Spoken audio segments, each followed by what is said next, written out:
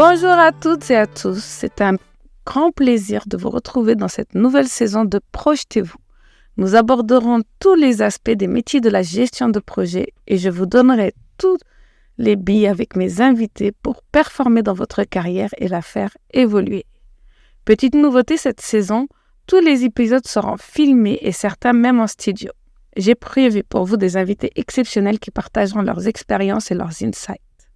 Si vous êtes certifié du Project Management Institute, vous pouvez cumuler des points, des PDU pour votre certification. Je vous souhaite une bonne écoute.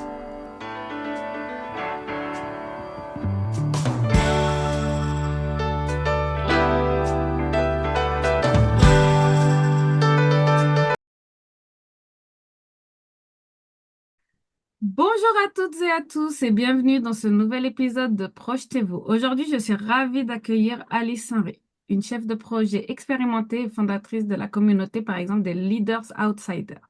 Alice, elle combine plus de 10 ans d'expérience de gestion de projet dans des secteurs variés comme l'aviation, le ferroviaire ou l'énergie, tout en apportant une expertise en transformation et en leadership authentique. Ce qui m'a vite plu chez Alice, on a échangé plusieurs fois, c'est que c'était une chef de projet qui voulait donner du sens à ses projets et aux chefs de projet de sa communauté. Donc, c'est pour ça que j'ai vraiment tenu à ce qu'elle soit aujourd'hui avec nous sur Projetez-vous. Alice, merci d'être avec nous aujourd'hui. Merci, Merveille, de m'accueillir. Je suis ravie. Mais super. Donc, j'ai dit un petit peu que tu avais pas mal d'expérience. Est-ce que tu pourrais te présenter, nous en dire un peu plus sur ton parcours? Depuis le début, il commence Oui, à je être pense un que peu c'est long. atypique et ça peut être un exemple pour d'autres, hein. Ouais, mais pas de problème, avec plaisir. Bah, écoute, moi, pour rester vraiment autour de mes études, je suis plutôt à un profil créatif et j'ai une licence en communication spécialisée notamment en tout ce qui est digital, numérique, réseaux sociaux, web. C'est vraiment les études que j'ai fait au début. Puis, je me suis spécialisée ensuite dans le marketing, marketing international notamment. Et ça m'a amené à pouvoir voyager aussi, parce que le fait de rencontrer des cultures, ben, en communication, on travaille beaucoup l'humain, les personnes, la psychologie, la neuroscience. Et être connecté aux gens, c'est mon histoire, c'est la personne que je suis. Et c'est mon parcours de base, disons. D'accord. Quand j'ai fini mes études, en fait, avec un stage de fin d'études à Détroit, aux États-Unis. Et j'ai découvert une toute autre façon d'aborder le travail, d'aborder les relations humaines pendant ce stage. Ce qui fait que quand je suis rentrée en France par la suite, ça a été très difficile pour moi de me dire, bon, bah, je suis diplômée, maintenant je vais me chercher un travail. C'était comme pour moi un schéma qui était plus faisable. C'est comme si je pouvais plus rentrer dans une boîte. Et de là, bah, j'ai ouvert ma première société à 25 ans, tout de suite, jeune diplômée, d'accompagnement justement en marketing, en stratégie digitale et en développement d'outils. J'étais associée avec un développeur avec qui on travaillait. Puis j'accompagnais plutôt à cette époque-là des petites et moyennes entreprises sur leur stratégie globale, puis la définition de leurs outils. Et c'est comme ça que je suis rentrée finalement dans le monde du travail, moi, en accompagnant déjà, en consulting, en accompagnant les clients. J'arrivais vraiment à l'époque avec bah, ce qu'on nous formate à l'école, en fait, hein, les plans, les audits, une stratégie, on y va, rentabilité, client. Puis très vite, je me suis aperçue que il manquait quelque chose. Si on arrivait avec uniquement cette approche-là, il manquait quelque chose. Et c'est l'époque, parce que ça remonte il y a quand même, ouais, comme tu dis, plus de 10 ans, où on a fait la distinction entre UI et UX design. Je sais pas si ça te parle, mais c'est vraiment entre je veux vendre et puis finalement, c'est quoi le parcours d'utilisateur sur lequel je dois me pencher pour vendre. Enfin, il y avait eu un petit changement de mindset à cette époque-là. Et je me suis vraiment engouffrée dans cette brèche en disant très bien. Je veux d'abord comprendre comment fonctionnent les gens, les motivations des gens, pourquoi les gens sont là, pourquoi ils font ce qu'ils font, pour ensuite leur donner les bons outils qui vont faire que ça marche. Et pas, j'arrive, je mets des outils, puis ils vont faire en sorte que ça marche. Moi, j'ai un peu refait le paradigme, mais à l'époque-là, j'avais appelé ça la méthode Trigger. Enfin voilà, c'était ce que je faisais de l'époque. C'est comme ça que j'ai approfondi mes formations en neurosciences, en compréhension du langage corporel, en tout ce qui est la questiologie, l'accompagnement, le mentorat, le coaching, pendant plusieurs années. Donc ça, c'est vraiment mon début de parcours, si on peut dire. Puis, puis ensuite, il y a eu un événement personnel qui a été ma première grossesse qui m'a comme obligée, du fait que ça a été assez médicalisé, à tout arrêter et puis à rester à la maison pour m'occuper de ma fille. Puis cette période qui a été challengeante personnellement, finalement, a été aussi un déclencheur pour la suite de ma carrière parce que ça m'a permis à un moment donné, j'ai été obligée d'être suivie par une psychologue par rapport à tout ce qui s'était passé pour la grossesse. Et j'ai appris à ce moment-là qu'en fait, j'avais une neuroatypie, que j'abordais pas forcément les choses de la même façon que les autres. J'avais un axe différent. Donc, j'ai compris beaucoup de choses de pourquoi je remettais toujours le sens au cœur de tout. Pourquoi on fait les choses. C'est comme un moteur, c'est quelque chose que j'avais instinctivement, mais que je n'avais pas forcément conscientisé. Et d'avoir compris ça, d'avoir compris moi, mon mode de fonctionnement, je suis j'ai réussi ensuite à mettre en place finalement une toute autre approche dans mon travail. Dans cette période-là, je venais de rentrer en gestion de projet justement dans une grosse entreprise d'énergie nucléaire. Et j'étais un peu comme robot, vide de sens. Puis faut imaginer que je viens du marketing, du digital, je suis à mon compte, j'ai une dynamique, j'ai de la créativité, Oui, j'accompagne mes clients. Et là, de par ce nouvel acte, je rentre dans une nouvelle, on va dire, industrie, une autre mécanique, une grosse entreprise qui a une lourdeur, une lenteur qui est différente des plus petites. oui, Puis moi, j'arrive un peu toute colorée dans un monde qui est très...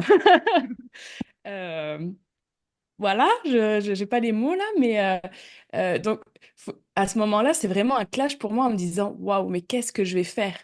Comment je vais réussir à apporter qui je suis dans ces environnements qui sont déjà là depuis tellement longtemps, où tout le monde est ancré, puis où les codes, il faut les respecter. oui, Et le fait d'apprendre à vraiment avoir appris comment moi je fonctionnais, que j'ai réussi à lier ça à comment les autres fonctionnent, avec c'est quoi le sens qu'on met dans tout ça. J'ai finalement développé du coaching interne sans le dire et la gestion de projet et notamment le planning, on en parlera sûrement après, oui. mais la planification et le planning, c'est devenu pour moi comme mes outils centraux pour faire avancer les gens, leur donner de la vision, leur montrer le chemin. Et là, ça a commencé à décoller dans ma carrière.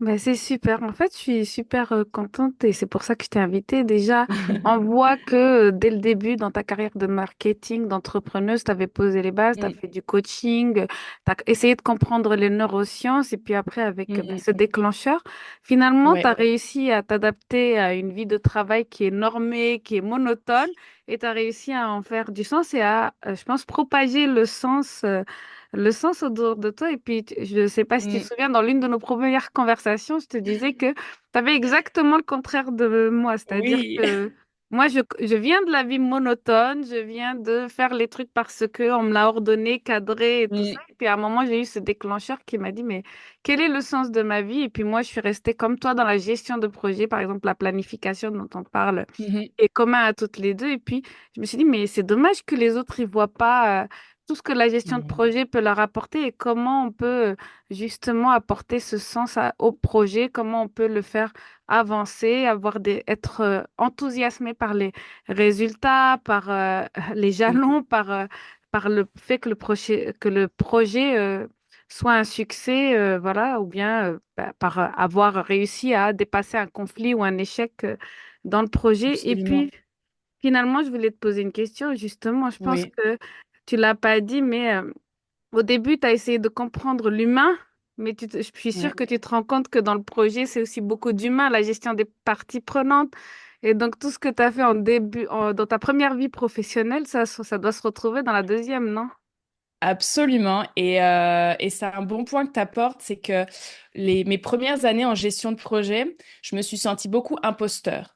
Imposteur parce que, bah, au contraire de toi, je venais pas d'un environnement d'ingénierie, cadrée, formée. Puis, faut imaginer en plus qu'à ce moment-là, dans l'industrie nucléaire, je côtoyais des docteurs en génie nucléaire. Enfin, j'étais vraiment avec Mm. des personnes qui n'étaient pas du tout de mon espace. Donc, je vivais ce sentiment d'imposteur en me disant, qu'est-ce que je fais là? Qu'est-ce que je vais pouvoir leur apporter et comment je vais pouvoir faire une différence?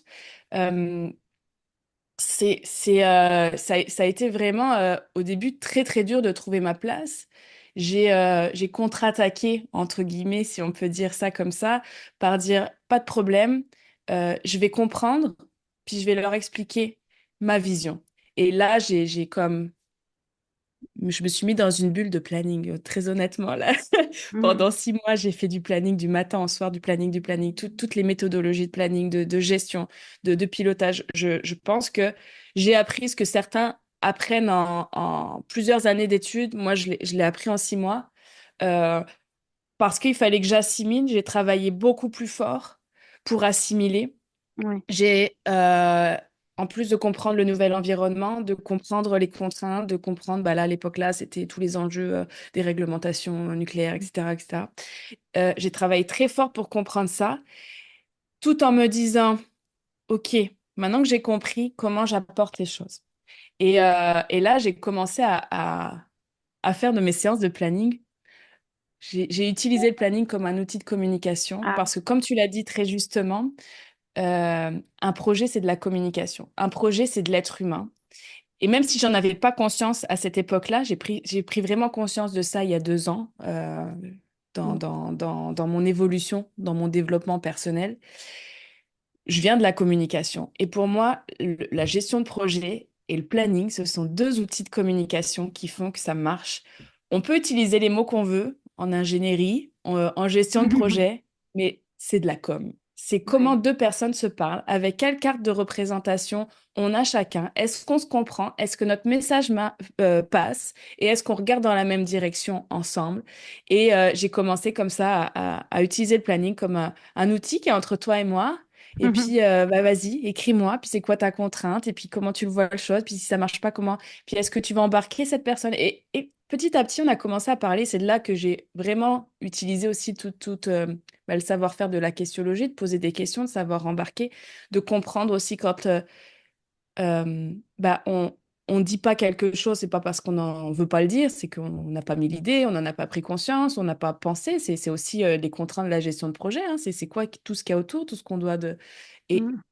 et au fur et à mesure, j'ai réussi à dérouler petit à petit des pelotes de laine avec mes chefs de projet que j'accompagnais à l'époque-là. Et on a fini par se comprendre en disant, ah, mais j'avais, j'avais pas vu ça comme ça. Ah, mais finalement, maintenant, je peux faire passer tel message. Ah, bah, je peux utiliser telle information. Je dis oui. Et là, en fait, j'arrivais à redonner le pouvoir au chef de projet. J'arrivais à redonner sa place, son leadership Oui. à la personne qui était en face de moi. Et j'ai commencé à recevoir des merci. Là, je me suis dit, OK, il faut que je continue ça. Ben, merci déjà, tu es l'exemple même qu'on peut se reconvertir à la gestion de projet, même si on vient Tout à d'univers fait. différents. Et puis moi, je pense que c'est important dans une équipe projet, c'est la diversité. La diversité apporte la créativité, l'innovation, un Mm, autre regard qui peut être que bénéfique pour les projets, surtout quand toi, tu étais vraiment, tu avais envie d'y arriver et tu avais envie d'apporter. Donc je c'est pense que ça. la bonne volonté, elle permet ceci et grâce à cette communication qui est importante et des fois les chefs de projet en perdent de la vue ou bien Oui. s'en souviennent pas. Et puis toi, comment dire, je voulais aussi aborder un truc. Pourquoi t'as pas fait une carrière de gestion de projet en France? Est-ce que c'était plus difficile en France ou est-ce que tu as eu une opportunité justement au Canada? Bah, je pense qu'il y a deux niveaux de réponse. La première qui est très personnelle, comme je t'ai dit, j'ai fait mes études à l'étranger. Moi, dans ma jeunesse, vraiment plus jeunesse, j'ai toujours été dans des classes biculturelles. Je suis appelée en fait depuis toujours à être à l'étranger. Ça fait partie plutôt de qui je suis. Le voyage, ça fait partie de qui je suis. De rencontrer des autres êtres humains, des autres cultures, des autres façons de vivre, c'est ce que j'aime. C'est ce que je trouve beau dans l'humanité et c'est ce pourquoi je suis rentrée dans des études de communication pour apprendre tout ça au début. Euh, donc déjà, il y a vraiment cette approche de voyage. Puis comme j'ai voyagé aux États-Unis, comme je t'ai dit, pour la fin de mon master, j'ai eu la chance de pouvoir visiter le, le bas du Canada. Donc, on a fait Niagara Falls, Toronto, etc. Et on a fait une soirée, je m'en rappellerai, je pense, toute ma vie. C'était en 2015 avec on avait de la famille à cette époque qui était là, qui nous avait invités à passer une soirée avec leurs amis.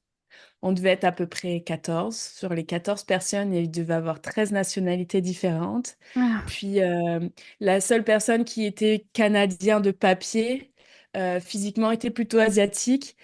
Tu vois, c'est pour dire vraiment la multiculturalité qu'il y avait cette soirée-là. Chacun avait cuisiné la viande, le repas à sa façon de. Et il y a eu un partage, il y a eu des émotions. Et pour la première fois un peu de ma vie, je me suis sentie chez moi. Je me suis sentie à ma place. Et là, c'est très personnel pour le coup, mais je pense qu'il y a aussi, par rapport à ma façon de penser et d'aborder le monde, malheureusement, en France et avec pas mal de mentalités que je connaissais, ben, je m'y retrouvais pas. Je m'y retrouvais pas et ce jour-là, j'ai dit, bon, bah, je vivrai au Canada un jour, c'est sûr. ben, C'est sûr. Et puis la vie fait toujours bien les choses. Je crois beaucoup en tout ça. Il y a deux écoles, tu peux appeler ça le karma, l'énergétique, tout ce qui doit t'arriver. Moi, c'est parfait, j'y crois. Puis moi, je sais que vu que je mets mes objectifs et que quelque part dans ma tête, j'avais un objectif Canada, bah, le jour où j'ai eu l'opportunité, je l'ai saisi. Et puis l'opportunité s'est présentée d'avoir été tirée au sort pour des visas. Donc ça, c'est vraiment le côté personnel. En revanche, pour la gestion de projet, le côté professionnel, parce que je m'épanouis ici, puissance 10. mm, Parce que en France, oui, j'ai eu des résultats. Oui, j'ai mis en place. Alors peut-être c'était dû au fait que c'était le début de ma carrière et que tout ça, c'était tout ce que je... Mais c'était difficile. Il y avait vraiment, je trouvais, de la résistance dans les changements de mentalité, dans les changements d'aborder des choses. Je sais que je suis un peu... tu sais, parfois, moi, je suis pas... s'il faut le faire, on va faire une présentation. Mais faire de la gestion de projet, c'est pas faire une présentation tous les 3 matins pour moi. C'est on est dans un bateau en train de construire quelque chose, comment on y va ensemble. Puis des fois, bah, c'est se tenir, c'est être dans le workshop, c'est bouger, c'est aller voir des clients, c'est toucher. Moi, je suis très dans le concret, dans le ouais. physique. Et je remets plein de choses en question, comme des meetings qui m'ont... c'est juste pour Mhm. s'écouter. Voilà, moi, j'avoue que je suis très... voilà, je bouscule un peu les choses au quotidien. Et en France, c'était difficile. Et je vais me permettre de le dire, vu on est entre femmes, peut-être que je me trompe et j'espère que c'était que pour moi.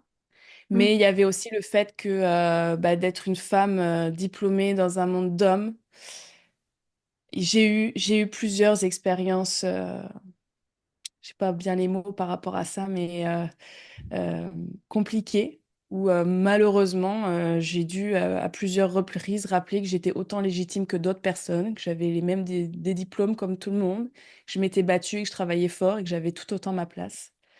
Et ça, ça ouais, ça j'en pouvais plus non plus, que je ne vis pas ici, honnêtement. Malheureusement, c'est une bonne, je pense, une bonne peinture que tu as de la société française, hein, de cette partie-là. Bien sûr, il y a des Voilà. avantages et des inconvénients, mais mm, moi, je vois bien moi, j'ai l'impression, comme je fais de la gestion de projet, j'ai été PMO Oui, dans plusieurs entreprises. oui. C'est dur de faire comprendre aux gens qu'il y a des processus, que si ça a été réfléchi pendant les 60 dernières années, c'est que ça a un Mm. impact, même le planning, hein. Moi, j'avais des gens des chefs de projet qui me disaient, ça sert à quoi de faire un planning puisque Oh il va bah ça, changer qui de ne l'a toute pas entendu? façon. Voilà. Et puis, comme tu Tout à disais, fait. les femmes, moi, j'étais vraiment l'une des rares femmes aussi dans mon euh, Mhm. métier. Heureusement que j'ai eu une première expérience où j'étais mentorée par des femmes à N+1, à N+2, parce que Ah. ça m'a donné cette posture dans mes autres expériences de dire oui, j'ai Mm. du recul, j'ai de l'expérience, donc vous m'embêtez, mais je voyais beaucoup de femmes, soit bah, déjà dans les réunions, moi c'est facile.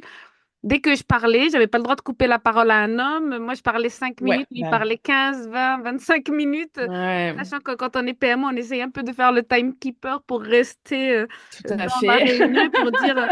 Euh, il y en a un, il m'a dit oui, ben, tu sais, moi, quand j'ai besoin d'aller au bout de mon idée.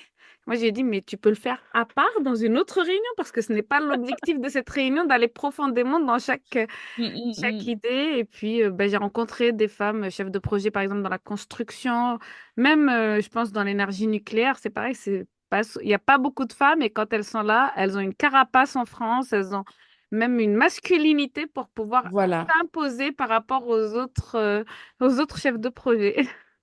C'est vrai, bah, peut-être que c'est une extension un peu tout ça, mais c'est vrai que moi, en France, le peu de femmes que j'ai rencontrées, bah, déjà, elles étaient là depuis longtemps parce que c'est comme un peu celles qui avaient résisté. Et comme tu dis, très justement, physiquement, elles s'étaient vraiment masculinisées, comme tu as dit.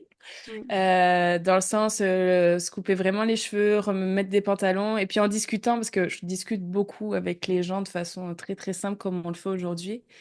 Et puis elle m'expliquait que non, en début de carrière, bah, elle se mettait des jupes, elle était très coquette, c'est la personne qu'elle était, mais petit à petit, bah, se faire manger aussi par le cadre, etc. Et c'est là où moi, j'ai quand même, j'ai eu cette réflexion de est-ce que c'est ce que je veux? Est-ce que je veux me faire manger par ce cadre-là? Est-ce que, encore une fois, ça fait du sens pour moi?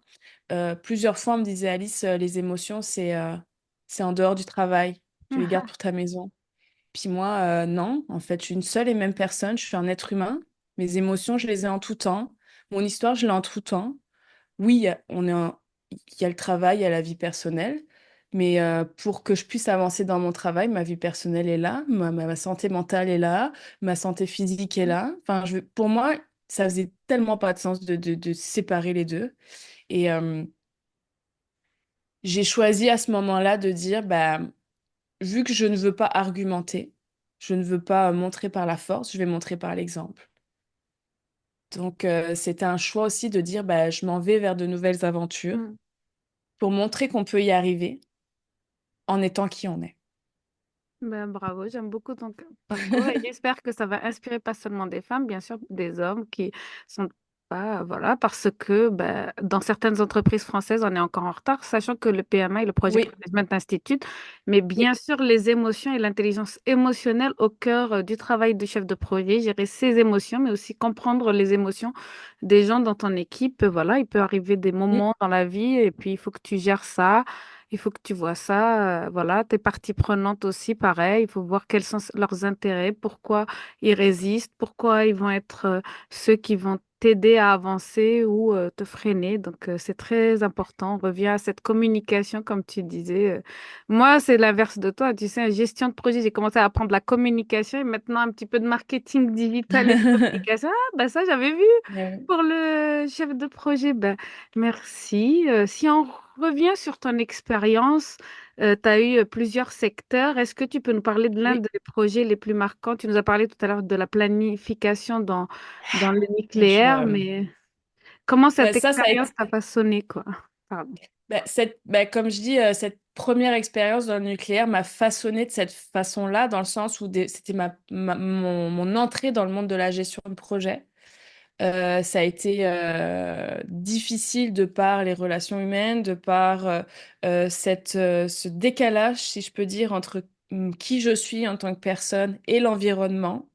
Mm. Et j'ai été pendant... bon, je suis quelqu'un de très résilient déjà de base. Je suis quelqu'un, OK, on a un problème, comment on trouve une solution? Moi, je suis jamais en mode on a un problème, je suis branchée solution.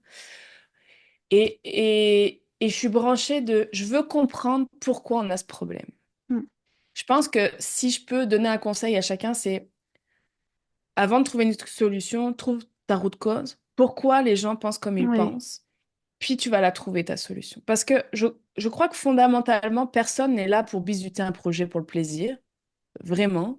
Mm. Même des gens qui sont là depuis longtemps, qui peuvent être fatigués voilà, du métier. On le voit beaucoup dans nos carrières, ceux qui sont implantés au même endroit depuis des années, et qui sont souvent ceux qui viennent casser un peu cette roue du changement.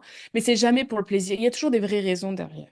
Mais prendre le temps d'aller écouter ça plutôt que de juste entendre l'attaque, le reproche, la Mm. contrainte, c'est aller plus loin. Donc moi, ça m'a façonné ça dans le sens où cette expérience est venue me conforter dans, c'est la communication qui est au cœur de tout, c'est la neuroscience qui est au cœur de tout, c'est la psychologie qui est au cœur de tout.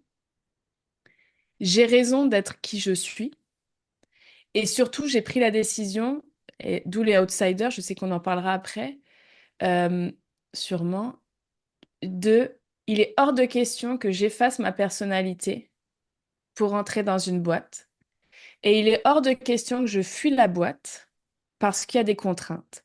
Mm. Euh, j'ai vu énormément, donc comme tu as dit, j'ai fait du nucléaire, mais j'ai fait aussi du transport ferroviaire, je fais de l'aviation également, j'ai fait des TPE, j'ai fait des PME, je fais beaucoup de digital, beaucoup d'IT. J'ai vu quand même beaucoup d'espaces différents, d'industries différentes, et pour moi, c'est fascinant. Je reviens au début, je viens du marketing. Moi, que quelqu'un soit capable de créer un train, de faire voler un avion, de créer de l'énergie, pour moi, c'est fascinant. J'ai aucune idée de comment ça fonctionne. Je trouve ça fascinant. Je me dis, ces gens-là sont incroyables. Ils ont du pouvoir au bout des mains. Mm. Et il est hors de question pour moi de me dire, des gens qui ont travaillé fort, qui ont fait ces études, qui ont cette capacité-là, qui sont capables d'apporter ça à la communauté, j'ai toujours, hein, l'être humain au sens large, juste pour une question de sens, de mauvaise communication, parce que je regarde que mes pieds, ben, je vais abandonner mon travail. Puis je dis toujours, bah, je burn out, je ferme et je vais ouvrir une chambre d'hôte. C'est un schéma, voilà, je dis ça, je suis pas d'accord. Moi, je trouve ça dommage. Ouais, je Donc, suis... cette expérience m'a confortée Mm. dans mes positionnements, ça m'a donné ma confiance en moi et ça a construit tout mon futur plan, toute la deuxième partie après là, tout ce que je suis en train de construire maintenant, ça a créé vraiment ces fondations-là et mon approche dans les projets que j'ai suivis ensuite, où j'avais plus aucune crainte de dire comment tu te sens. Tu le ressens comment ça? Tu le vois comment? Qu'est-ce qui te parle à l'intérieur? Dis-moi. Et d'aller vraiment dans ces méthodes de coaching et d'accompagnement pour la construction des projets. Et je crois, hein, j'ai pas de clients ici, mais je pense que si tu voyais mes clients, je pense que c'est le retour qu'ils font. Souvent, c'est merci Alice d'être venue comme tu es et de m'avoir, ouais, c'est ça, donné les clés de mon projet. Bah, franchement, très intéressant. Moi, ce que je vois, c'est que oui, il faut maîtriser les bases, la méthodologie, les techniques, mais après, Ouais, il faut sortir du cadre. Think ouais, outside the box, c'est ce que j'ai en tête depuis tout à l'heure, depuis que je t'écoute. Mais oui. justement, quand on a tout est bien réglo, tout est bien, tous les processus, le planning, il est bien fait, le Gantt. Et ça, avec l'intelligence artificielle, toutes ces tâches-là vont encore être accélérées, ce sera Oui. vraiment très rapide pour nous, les chefs de projet, de le faire. Donc, il reste, c'est ça, les PMO, il reste les chefs de projet, le sens humain, la quête de sens, vraiment mettre en place tout ce qu'il faut pour que l'équipe se sente bien et qu'elle avance bien et enlever tous les obstacles, aller chercher, comme tu as dit, les routes Mm. causes, parce que quand on est un peu débordé, et nous, en France, les chefs de projet, c'est une communauté la plupart sont en burn-out, hein. C'est le métier qui a le plus de burn-out. Là, il y a des études qui Bah, sortent je en ce comprends. moment à cause Mm, de ça. Ben, mm. quand on laisse ce temps-là, c'est vraiment laisser, ça nous permet de voir plus de problématiques, d'être créatifs quant aux solutions et d'apporter de l'innovation. Donc, Mm. vraiment, en restant comme ça, à se dire vite, vite, il faut que je fasse ça, ça, ça, à se sentir débordé tout le temps. Hmm, En fait, c'est vraiment... Et je pense aussi que le fait d'avoir commencé ma carrière en tant qu'entrepreneur, ça m'a apporté une dynamique de vie et de travail qui est un peu différente on va dire, du monde du salariat. Et en tant qu'entrepreneur, c'est très, très important ce que j'appelle moi les périodes de retraite. De prendre une heure, une journée, 2 jours, une semaine, très régulièrement pour juste mettre tout le travail loin, revenir à moi, revenir à mon corps, mes émotions, mes ressentis, écrire, revenir dans ma créativité, reprendre le plan, tu sais, tu ouais. dézoomes. Et après, quand tu reviens, tu t'es reaxé sur ton objectif. Et souvent, finalement, moi, dans les entreprises, je vois des gens qui sont complètement le nez sur leur tâche, sans plus savoir quel objectif on est en train d'aller chercher finalement. Donc, on voit plus, on ne sait plus, on Ouais. pédale dans la semoule, si on peut dire. Et, et ça, bah, pour moi, c'est vraiment des choses très importantes qui font la différence sur un projet. Bah, d'ailleurs, toujours l'inverse il y a beaucoup de chefs de projet qui sont de très bons entrepreneurs parce que dès qu'ils comprennent ce que tu viens de dire, c'est-à-dire sortir le nez de la feuille, s'assurer qu'on n'a Mm, pas perdu de vue la vision, qu'on n'a pas arrêté de la transmettre, eh ben, on atteint nos objectifs plutôt que de voir l'étape après étape et puis de se dire mm, là, je vais travailler pour ce jalon-là. Ensuite, pour celui-là, ben, ouais. c'est pas le rôle du chef de projet de faire ça, hein. Le chef de projet il doit avoir sa vision long terme et voir comment ça sert les objectifs du projet et de l'entreprise dans laquelle il travaille. Tu sais, honnêtement, je te parle d'une autre expérience, d'un autre client que j'ai eu là, où c'était une entreprise euh,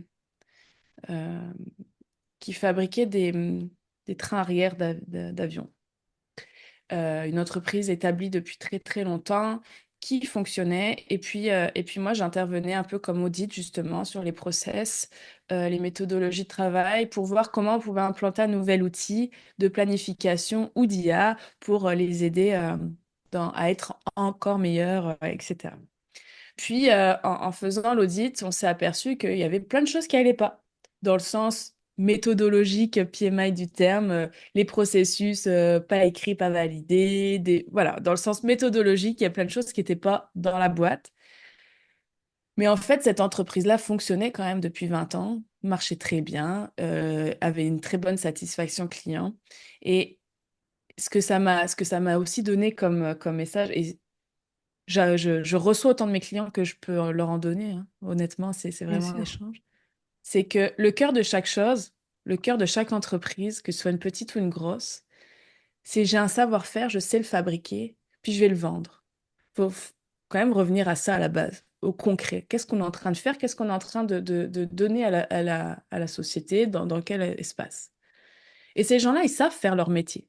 Parce que c'est pour ça qu'ils ont ouvert leur entreprise. Comme celui qui vend des glaces, il sait faire une glace. Et il va vendre. Et il va très bien le faire. Après qu'il fasse sa glace à 3 heures du matin, à 4 heures de l'après-midi, quand il fait chaud, quand il fait froid, avec la bonne machine, pas la bonne machine, le bon timing, la bonne logistique, j'ai anticipé ma matière première, etc. C'est différent. S'il organise le tout, il va être plus efficace, il va aller plus vite, ça sera peut-être plus facile, plus mécanique, mais on va pas lui apprendre à faire son métier. Mm. Et tu as dit quelque chose de très juste qui est, il faut savoir prendre du recul, et puis lâcher, c'est pas le rôle du chef de projet, donc je suis tout à fait d'accord avec ça. Tu peux pas maîtriser tout le processus. Et même si tout le processus n'est pas parfait, que le jalon que tu Ouais. t'étais mis, c'est pas celui-là, puis que le livrable finalement c'est un autre, c'est pas ça qui est important. C'est quoi la fin? Qu'est-ce qu'on a vécu? Qu'est-ce qu'on a livré? Mm. Tu vois? La valeur, comme on C'est dit. la valeur ajoutée, exactement. Ben, vraiment, tu as tout dit avec ben, cette vision, cette valeur que doivent créer les chefs de projet et doivent faire en sorte que leur équipe crée et ce recul que des fois, ben, moi, je le vois, hein. Et puis, ben, c'est ça, c'est quand on n'a pas assez de connaissances, nous, en France, en gestion de projet, on perd un petit peu cette vue. Et en fait, moi, je me suis beaucoup limitée à une résistance, comme tu disais, au changement Mm, Mm. Parce que, en fait, le monde a évolué. Je pense que si tu mm. vois en Amérique, je pense que la gestion de projet est loin devant celle de la France, mais la France, en entreprise, on veut pas faire, on veut faire comme on a toujours fait, même si les équipes ne sont plus à 10 personnes, elles sont à 50 personnes. Donc, manager 10 personnes, c'est pas comme manager 50 personnes. On peut pas avoir la vision sur tout. Et pourtant, on reste Tout à dans ce fait. micromanagement. Et moi, par exemple, ben, en tant que PMO, c'est ça que j'apportais à mes entreprises, essayer d'apporter les processus et puis je faisais beaucoup d'accompagnement de conduite du changement, de transformation. Toi-même, je pense que dans ton rôle de PMO, tu as accompagné beaucoup d'entreprises dans le changement, cette transformation. Est-ce que ben, tu peux nous dire quels sont les défis et les solutions que tu as mis en place pour que ça fonctionne et que ça reste maintenu dans le temps? Oui, alors bah, la gestion du changement, c'est la transformation, c'est un gros gros sujet. Et c'est la suite finalement de la partie 1 où je t'ai expliqué mes bases et pourquoi j'ai commencé à étudier là-dedans et les premières choses que j'ai mis. Et ma deuxième phase maintenant, depuis un peu plus de 2 ans. Donc, comme tu dis, je suis chef de projet, notamment sur des projets de transformation et d'implémentation de nouveaux outils de gestion de projet. Donc, la partie IT vient souvent perturber les gens dans leur habitude parce qu'on change d'outil de travail. Donc là, les gens, il faut qu'ils repartent à zéro. Il faut comprendre pourquoi. Puis on a beaucoup d'outils. Puis voilà. Donc ça fait un peu plus de 2 ans maintenant que je me suis spécialisée dans le déploiement d'outils de gestion, d'IA. Et parce que pour moi, c'est ce qui fait encore plus le lien entre la psychologie et puis notre gestion de projet. Donc, je vais pour plusieurs années continuer d'étudier dans cet espace. Euh, Il y a beaucoup de choses à dire, je pense. Je vais essayer de sélectionner un peu. C'est pareil, les personnes ne sont pas réticentes au changement pour le plaisir. Ouais. C'est la résistance au changement, c'est un réflexe naturel, c'est une protection du cerveau, c'est une mécanique humaine qui est faite pour nous garder dans ce qu'on sait faire, parce que ce qui est en dehors de ce que je sais faire, bah, le cerveau nous envoie un message de peur, parce que bah, potentiellement il y a un danger, donc tout ça c'est très archaïque, on s'entend, mais c'est naturel. Donc déjà, c'est un premier état des lieux qu'il faut avoir en tête. C'est pas pour le plaisir, les gens ne résistent pas au changement pour le plaisir, c'est naturel. Donc il y a deux choses qui viennent avec ça. Et là, encore une fois, hein, c'est ma vision. Hein, je suis Oui. pas.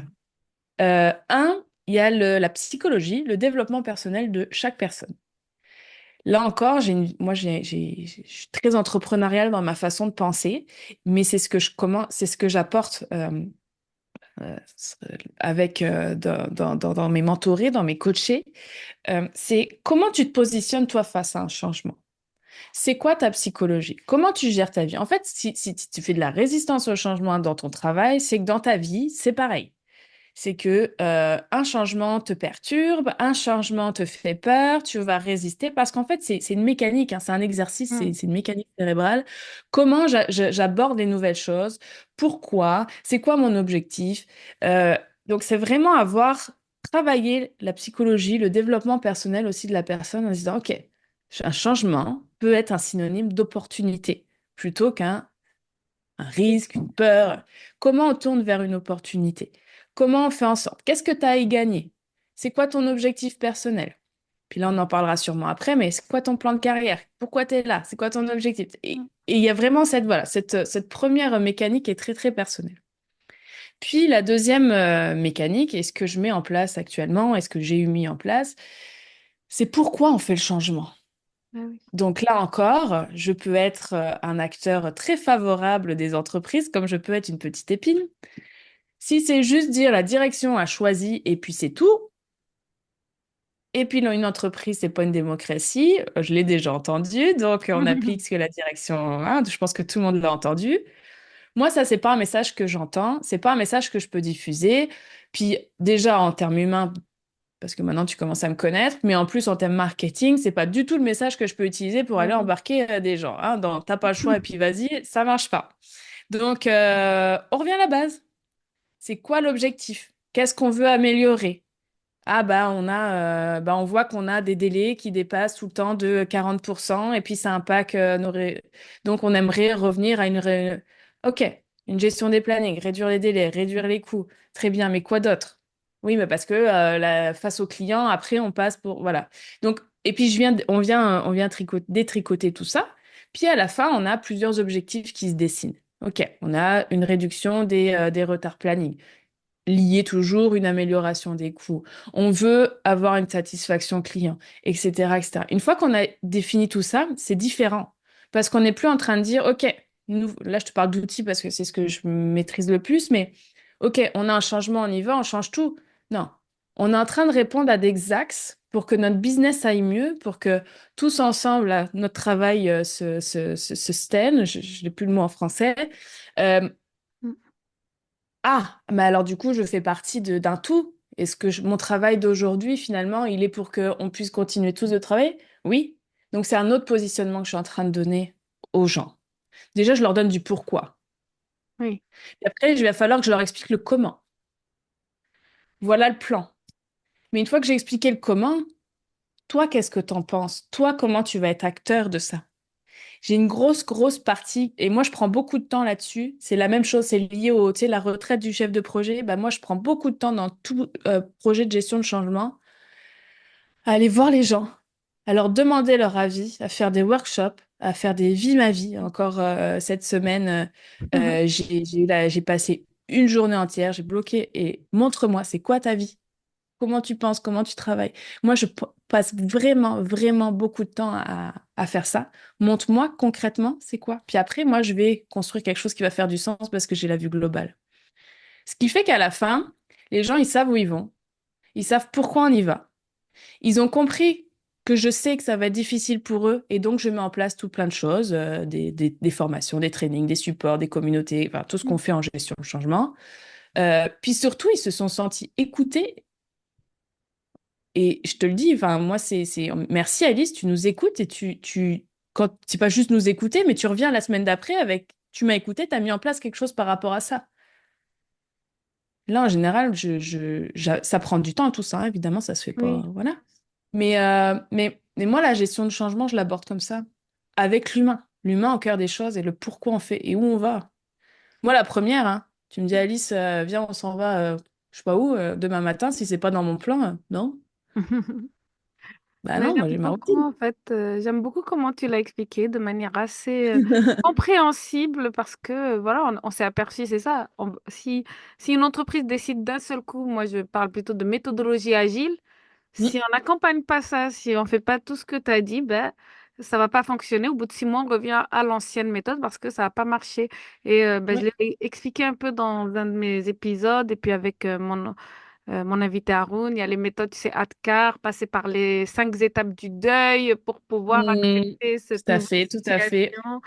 La Changement, c'est les résistance étapes au du deuil. changement, j'en parle aussi souvent, c'est flee or flight, c'est ça, flee or fight. Donc, on a tendance à Exactement. Bah, ça, partir. c'est un réflexe naturel du cerveau, hein. Tu es face à un ours, qu'est-ce que tu fais? Soit tu bugs, tu freezes, soit tu te défends, soit tu t'enfuis. C'est vraiment Et- archaïque, hein. C'est lié à... Exactement. Et bah, pourtant, moi, je suis l'une de celles qui aime beaucoup le changement, qui aime beaucoup aller de l'avant. Et j'ai remarqué dans ma vie, moi, même ma fille, hein, ma deuxième, beaucoup de résistance au changement. Et je me dis, mais c'est naturel, en fait. C'est ce qu'elle a adapté. Donc après, il faut l'accompagner, Mm. expliquer.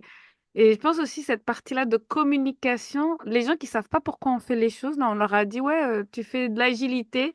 C'est bon, bah, on m'a pas expliqué pourquoi, comment, dans quel Ouais. délai, pour quel objectif. Ben moi, je comprends pas. Comment En tout ça cas, va m'aider? ça se passait bien et je travaillais bien. Enfin, je comprends pas. Donc, merci Exactement. pour cette explication. Je pense qu'elle est simple et puis ça permet aux gens de vraiment accueillir ce concept de changement et d'accompagnement conduite du changement Mm. qui est vraiment nécessaire. Et je pense que maintenant, les entreprises l'ont toutes comprise. Et quand ils veulent faire un gros changement d'outils, Mm. de SAP, tu sais, de CRM, Ouais. de tout ça, ben, ils Là, vont de PPM, accompagner de plein de choses. Ouais. de ce changement. Puis Euh, avec l'IA, ça va être encore autre chose. Donc, donc là, on a bien parlé de ta communauté, de l'expérience en tant que chef de projet, accompagnement conduite du changement et Oui. toutes ces facettes-là de la gestion de projet, c'est technique, Mm. mais tu as un autre volet à ta vie qui sont les leaders outsiders, cette communauté que tu as fait sur Facebook. Et est-ce que tu peux m'en parler un petit peu? Voilà. Ah bah là, oui, comme dirait mon mari, c'est ma passion. Comme dit, dans ma nature, je suis toujours à rechercher la quête de sens et aujourd'hui, j'ai compris que ça venait aussi de comment je suis faite, c'est mon histoire. Puis avec du recul, j'ai compris aussi que finalement, sans l'avoir conscientisé, c'est un fil rouge que j'ai mis tout au long de ma vie, tout au long de ma carrière. Quand je suis revenue dans les débuts de tout à l'heure de mon histoire, je t'ai dit que j'avais une grossesse difficile.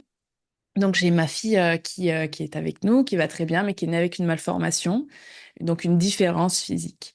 Je t'ai dit aussi que moi j'ai appris que j'avais une neuroatypie, un fonctionnement différent.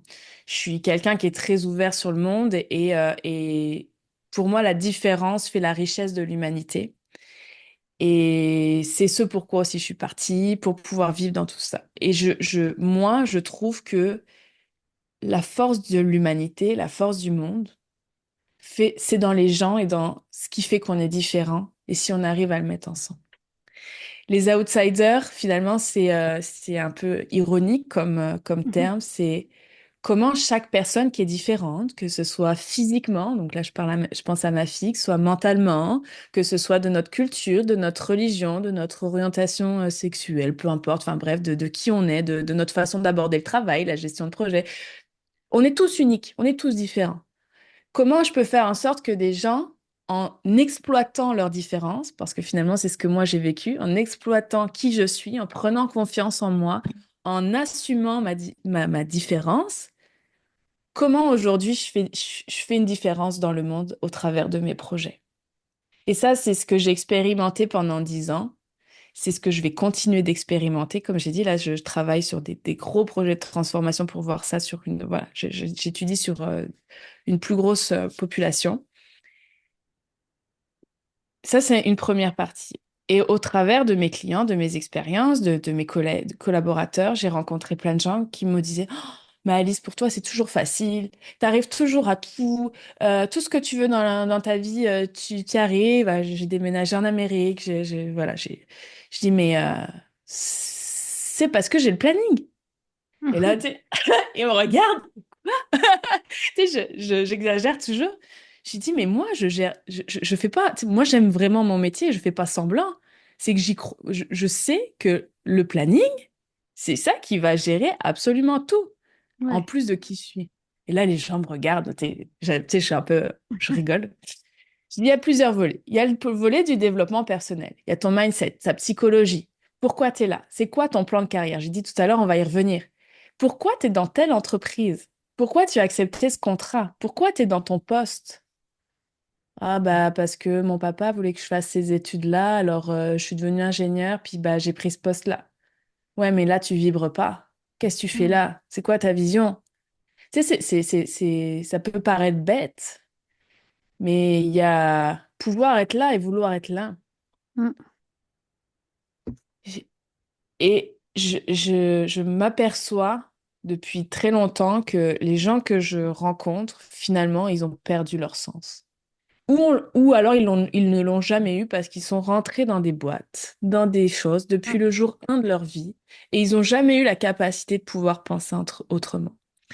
Mes outsiders, ma communauté, mais je Ouais. ne sais pas comment dire, mais en tout cas, les gens qui se reconnaissent dans mes mots et qui viennent me rejoindre et qui font partie de ce que je peux apporter, c'est des gens qui sentent qu'ils sont dans une vie, souvent bah, dans des gestionnaires des cadres, des gens qui ont réussi au sens société, on s'entend, mais qui à l'intérieur se sentent tout vides.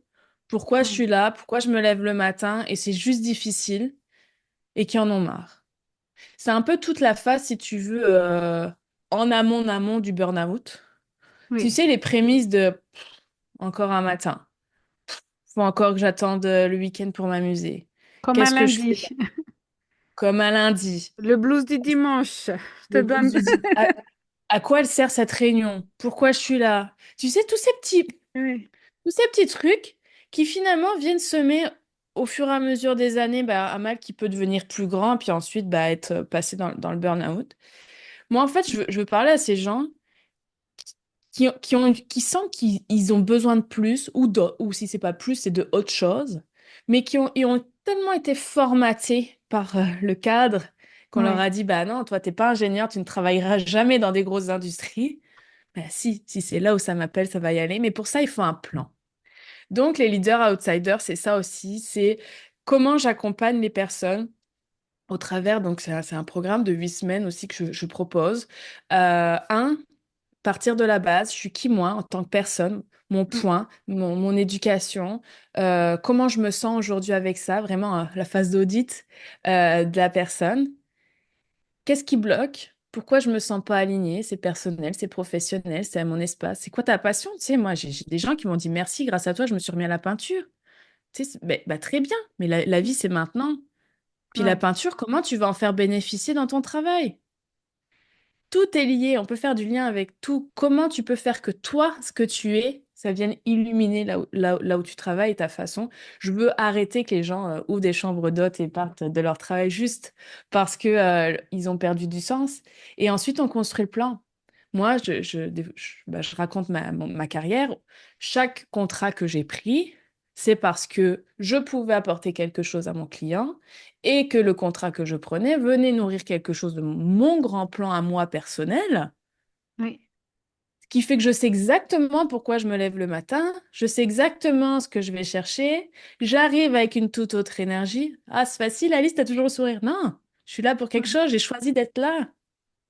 On y va, puis toi aussi, c'est quoi? Comment ça vibre? C'est quoi le plan? Tu vois? Ouais, j'aime Les leaders beaucoup. outsiders, c'est ça. C'est que je veux réveiller cette flamme, je veux redonner du sens aux gens qui l'ont perdu. Et le pourquoi, mon pourquoi, c'est parce que je crois profondément, je suis un peu activiste de la planète, de l'environnement, etc., Mm. etc. Je crois que si je veux influencer le monde de demain, je vais pouvoir le faire grâce aux gens qui vont mener des projets aujourd'hui. Et si je veux que les projets d'aujourd'hui qui se lancent soient des projets qui ont du sens, je l'ai marqué, soit des projets qui ont du sens, bah, il faut que ce soit des gens qui ont du sens en eux qui les mènent. Et puis voilà, c'est toute l'histoire des outsiders. Bravo, c'est une belle histoire. En tout cas, moi, ça m'a beaucoup touchée parce que déjà, tu parles de leadership authentique. C'est Oui. ça. Et ce leadership authentique ne vient que si on connaît son propre why, sa vision. Malheureusement, Mm. moi, tu me parles de quelque chose que je connaissais il y a pas longtemps, c'est-à-dire il y a 3 ans. Et c'est vrai que des fois, quand tu parles d'authenticité, de trouver du sens et tout ça, les gens, ils comprennent pas. Ils se disent, si je veux trouver du sens, bah, je quitte mon boulot. Et puis, récemment, je communiquais avec des chefs de projet. Puis il y en a une, elle m'a dit, non, mais moi, de toute façon, je vais arrêter la chef de projet, je vais aller faire de la pâtisserie. Ben, pour moi, c'est un tellement beau métier. Pourquoi non ben, je pense qu'elle a trouvé pas mal de problématiques dans son métier de chef de projet, beaucoup de stress, un environnement de travail qui lui a... Et puis, ben, elle a subi ça. Cette personne a Ouais. subi, subi, subi. Et comme tu disais, là, ben, euh, comme les chefs de projet, comme on a dit, hein, c'est la communauté la plus touchée Mm. par le burn-out parce que justement, je pense que c'est beau en fait d'être chef de projet, d'être ingénieur. Mm. On a atteint les objectifs. Nos parents peuvent être fiers de nous. On est ingénieur, chef de projet, mais à l'intérieur, c'est creux. Ça sonne creux finalement, comme tu dis. Et moi, c'est ce que j'essaie aussi de mettre en valeur en t'invitant toi. De toute façon, dès qu'on a échangé toutes les deux, je me suis dit, ah, mais il faut vraiment C'est qu'elle gentil, vienne merci. sur Projetez-vous pour que Mm. ils aient cette réflexion parce qu'ils n'en ont pas conscience en fait. Ils n'en ont pas Non. conscience et donc Parce qu'on nous a jamais, en fait, donné l'opportunité de penser différemment. Je suis la première. J'ai fait 5 années d'études en France voilà, tout est préformaté dans notre société et on nous dit pas, bah, on peut le voir différemment. Alors là, tu donnais un exemple d'une chef de projet qui veut faire de la pâtisserie. Très bien. Il se peut que ce soit uniquement la pâtisserie sa vie et si c'est le cas, bah, c'est parfait qu'elle fasse ça. Mais si à la base, elle aime son travail et ceux qui sont chefs de projet, c'est qu'ils aiment les gens, c'est qu'ils ont un moteur à l'intérieur, ils veulent faire avancer hmm. du projet, ils veulent faire... Mais tu sais, les projets, c'est des gens, c'est comme les chefs d'entreprise, parle à n'importe quel chef d'entreprise. La base, c'est quoi? Celui qui l'a créé, son entreprise. Il a un rêve, il a une vision. Mais C'est, ça c'est- justement, on en parle beaucoup dans l'entrepreneuriat. Moi, dès que j'ai commencé à me mettre dans Projetez-vous, j'ai commencé à m'intéresser à l'entrepreneuriat. On me parlait de cette vision, de ses valeurs et tout ça. Mais chef de projet, on ne te parle pas de ça en fait. Oui, mais moi, je pense que par extension, c'est la personne que tu représentes. Parce que tu es là pour donner la vision à ton équipe, tu es là pour donner l'énergie, c'est là pour capter, c'est du management, c'est là que tu captes les forces de chacun, tu l'as construit ton équipe, tu as besoin de quoi?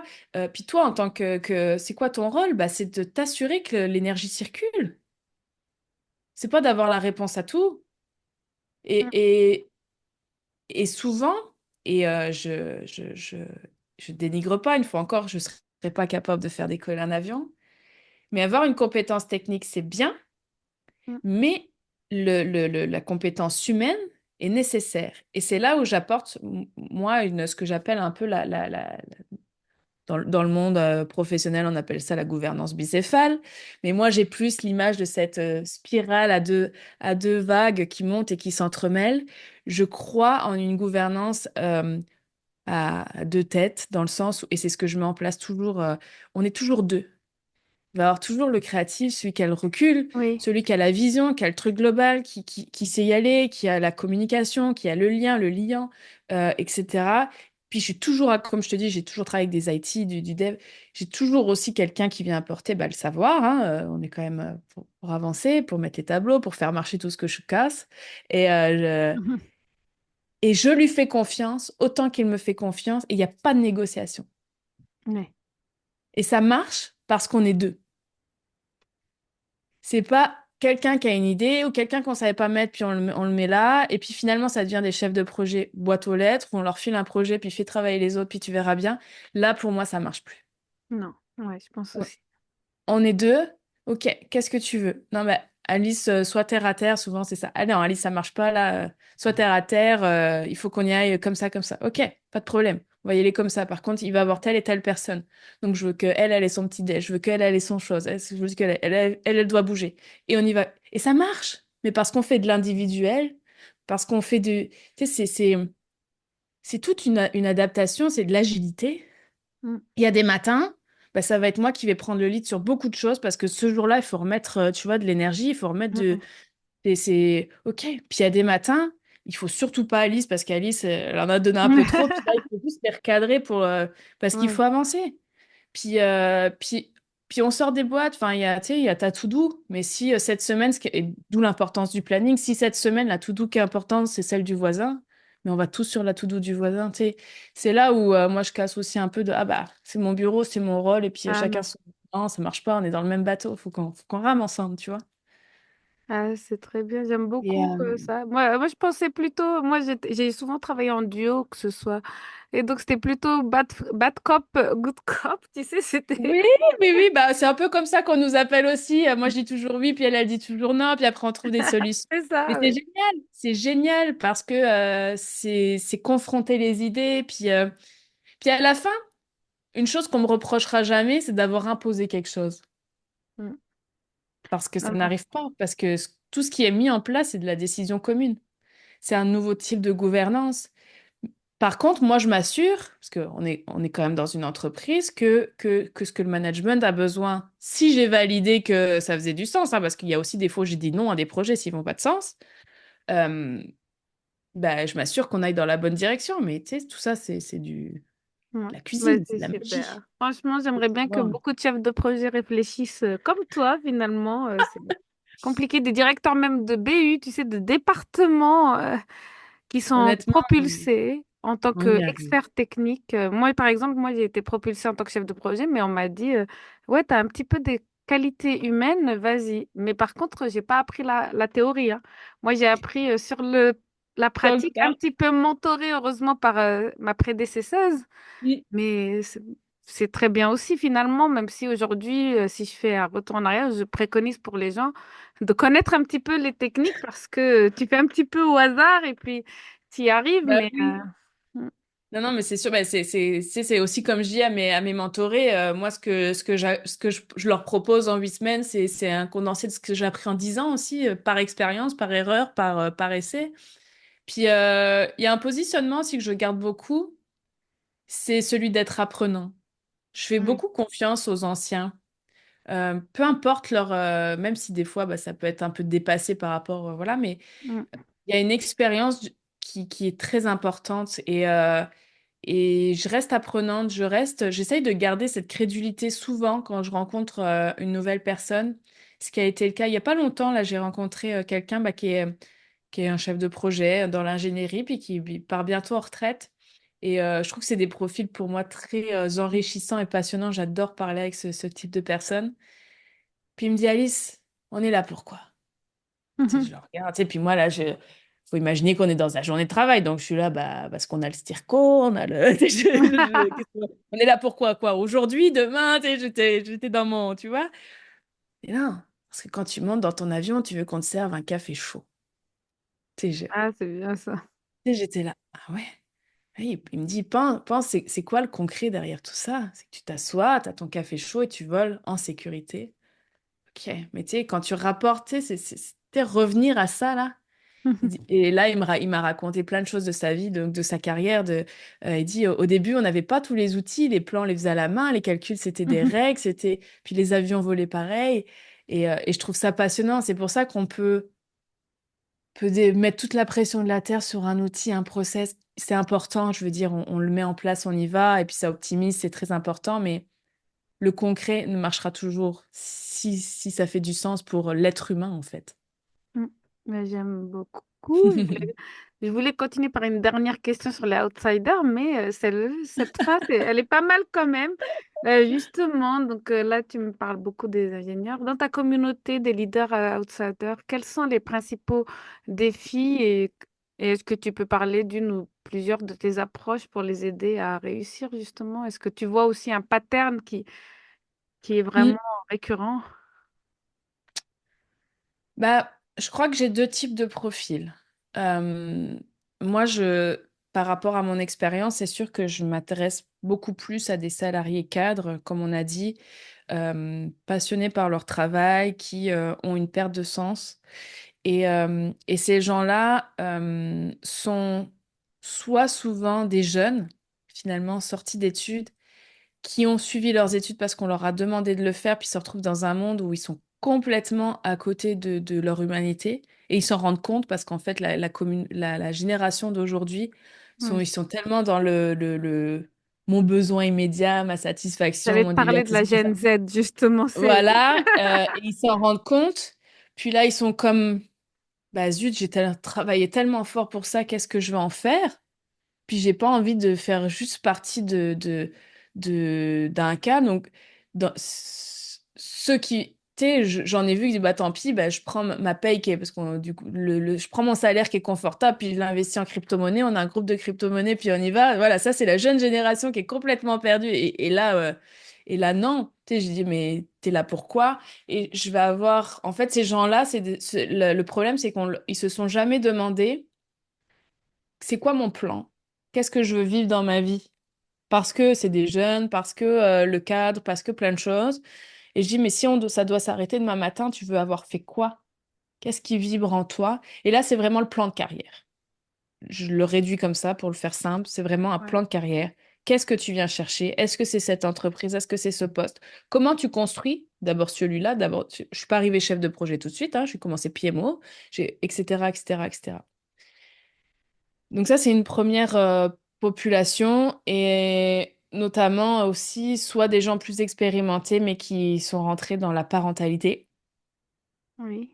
Parce que bah, devenir parent, ça vient bousculer tout un tas de croyances et de choses et de choses qu'on prenait pour acquises et ça marche plus. Ça marche plus parce que pour la première fois, au lieu de répondre aux besoins des autres, on a une priorité qui devient instinctivement plus importante, qui est nos enfants. Mm. Et là, la question du sens arrive. Ah oui, bah oui. Qu'est-ce que je veux pour mes enfants pour demain et quel exemple je veux être? Et là, bah, j'ai des gens qui arrivent en disant, je ne sais même plus dire qui je suis. Ça, typiquement, là, il y a une perte d'identité complète. Et ça, c'est vraiment mon gros des gens outsiders qui est là. Et j'ai une petite minorité qui est des entrepreneurs, des jeunes entrepreneurs qui se sont lancés sans le côté structure Mm. pour tout un tas de choses et qui sont plutôt à la recherche de mon côté organisation, Oui. planification, stratégie. J'en ai pas beaucoup parce que c'est pas ce que je préfère faire, parce que ce côté organisation, très honnêtement, je l'ai déjà dans mon travail de chef de projet. Mais j'en ai accepté quelques-uns, mais moi, je cherche vraiment ceux qui sont sur cette quête de sens et pour travailler sur qui ils sont et quel type de projet mettre en place. Et en l'occurrence, il n'y a pas de juste réponse. Moi, je suis salariée, puis je suis entrepreneur et je suis très épanouie. Et comment j'ai un équilibre? Et j'ai deux enfants et je voyage. Et c'est pas je suis malheureux, je ferme tout, je deviens entrepreneur et puis je deviens influenceur ou Instagrammeur. Ou de toute façon, je n'ai pas l'âme d'entrepreneur, je reste à il y a plein de choses. Il y a l'intrapreneuriat, il y a plein de choses qui sont possibles, plein de systèmes. Il y a le bénévolat, il y a la contribution. Il faut juste aller chercher ce qui va nourrir la personne et ça, c'est propre à chacun. Oui, D'où le fait d'aller se poser, c'est quoi pour moi qui vibre? c'est important. Merci d'avoir aussi donné toutes ces pistes-là justement pour les personnes.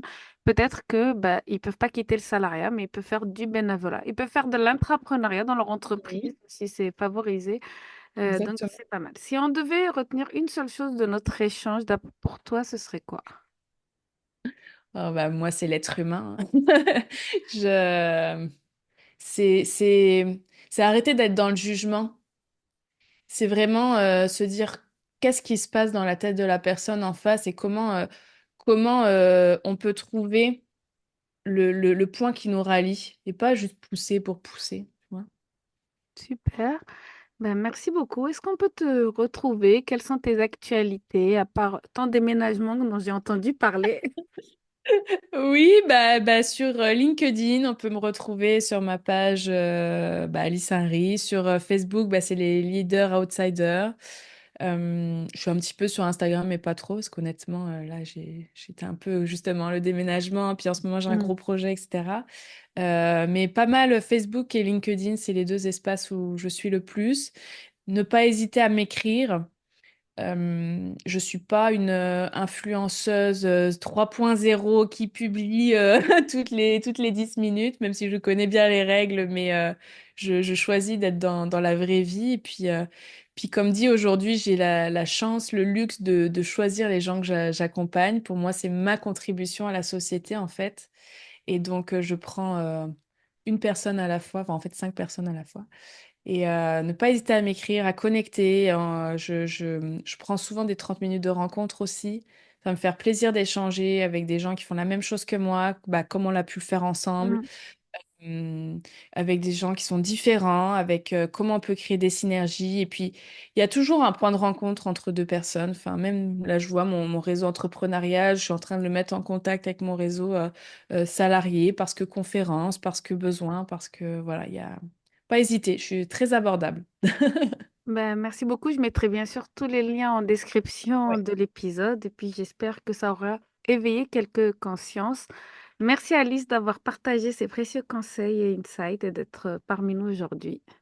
Bah, merci à toi de m'avoir donné la parole et de partager ce beau message autour de la gestion de projet parce que si toi tu m'as invité, moi j'ai aussi été ravie d'être invitée par toi parce que je trouve que tu fais quelque chose de très bien, de démocratiser la gestion de projet et de parler des vrais sujets, des vraies choses et d'inviter des personnes vraiment différentes avec chacun son expérience dans la gestion de projet et ça apporte un autre axe de notre métier et merci pour ça. Merci beaucoup, ça fait plaisir, Alice. Ben, c'est ma quête de sens à moi et j'espère vous avoir donné dans l'épisode grâce Ouais. à Alice cette quête de sens aussi. Merci à nos auditeurs d'avoir écouté cet échange, pour cette conversation inspirante, pour avoir partagé aussi son parcours, sa vision. Savoir que on peut devenir chef de projet en faisant du marketing ou un autre métier avant, c'est possible Tout à aussi. fait. Donc, vous trouverez les informations sur Alice et la communauté des leaders outsiders dans la description de l'épisode. Merci à vous, chers auditeurs, et à bientôt pour un nouvel épisode de Projetez-vous. En attendant, restez authentique et trouvez votre sens. Merci beaucoup. Merci d'avoir écouté Projetez-vous. Sachez que cet épisode est aussi disponible en visuel à partir de mercredi sur YouTube, donc n'hésitez pas à regarder l'épisode en entier. Si vous souhaitez soutenir le podcast, n'hésitez pas à laisser un commentaire, un avis sur votre plateforme d'écoute préférée. Cette saison, j'ai rajouté aussi des hors-séries spéciaux néo-leaders en co-animation avec Fawzi Malak, mon partenaire, qui vont paraître tous les jeudis. Profitez bien, n'hésitez pas à me contacter et mettez en place les plans d'action qui vous sont conseillés par tous mes invités et moi-même. Je vous souhaite une bonne semaine.